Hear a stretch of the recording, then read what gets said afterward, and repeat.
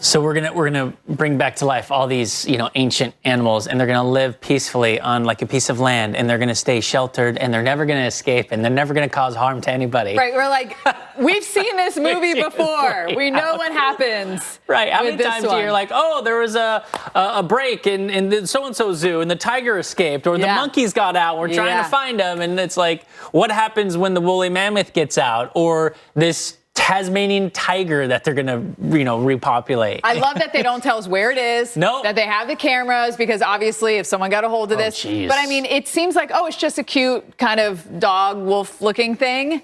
But it's just we're messing with stuff, that's science is remarkable. They get the DNA from the skull up, like what? So here, how about this? Do we ever have to worry about having animals go extinct again? Because we could just, that's fine, we'll just bring them back. This one's going. Just bring him back. We're doing it with the white rhino, the dodo bird. Very controversial stuff there, but also wild and crazy and cool in a weird way. Well, it's time now for hot topic number 2. If your favorite healthcare worker is singing, "No, I don't want no scrubs. Scrubs together can't get." Stop. No.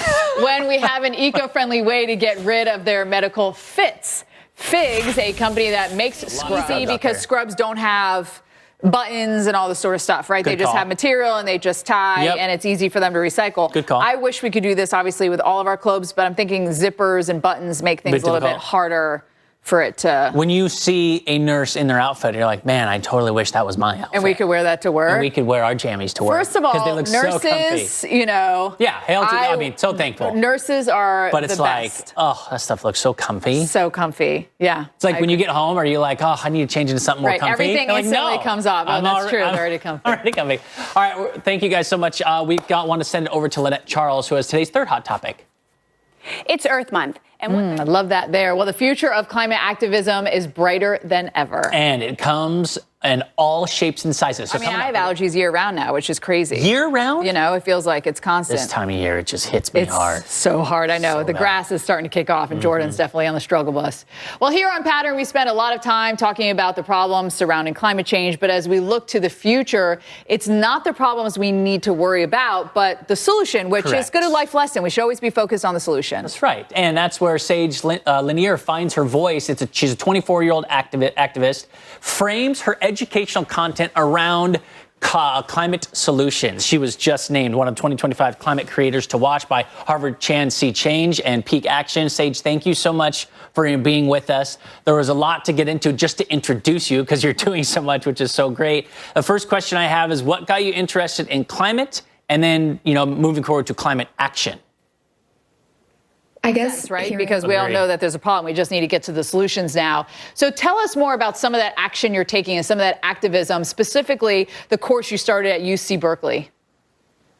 So when you ran your own curriculum, now you have kids overflowing. Do you have a plan now to take this to other colleges? We can't wait to see all that you're going to do in the future, because you're doing so much at such a young age. Really excited. And by the way, instant follow on social media. Thank you for coming on this morning.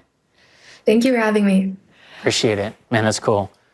Coming up with an idea of like, hey, we need to look at the good glass half full approach rather than the glass half empty approach. Yeah, and all the solutions that go along with it, which is why it's a perfect fit for Pattern. So I just am really excited for her future and for our future because of so many, the younger generation that are focused on that. If you could just know, like, whenever there's something bad, it's like, but by the way, this company's doing this or this organization is doing this. It always makes you feel better. All right, as we move on, it's a battle for the beach. The Golden State versus Red Tide. Ahead on Pattern, the California